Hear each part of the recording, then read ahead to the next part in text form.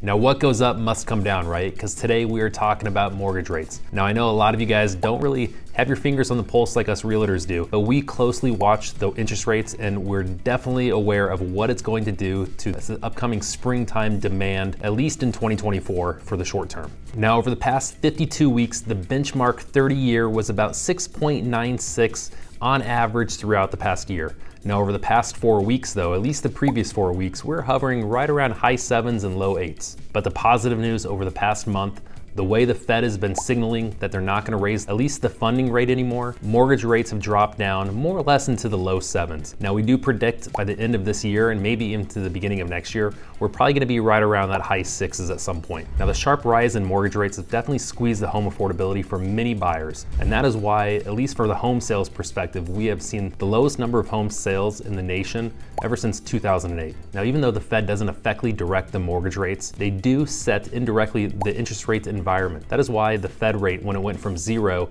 to now right around 5.5, the interest rates have shot up as well. Now, there is room for the interest rates to fall even more. And the reason why is because there's a historical gap in between the 10-year Treasury bond and also the interest rates, which historically is around 180 basis points. But right now we're sitting about 280 basis points. So that's why we do expect, even if the Fed was to hold the rates to where they are, we do expect interest rates to fall down a little bit, just mainly to get that gap a little bit closer to where the historical averages are. Now, that is why over the past year or so, we've been telling our buyers that the interest rates will drop at some point, mainly due to the Fed stop increasing the funding rate, and also due to the fact that that gap between the 10-year yield and the mortgage rates have been so historically high, we knew it was going to come back down to reality at some point, thus getting rates probably right around the 6.5%, probably around mid-2024.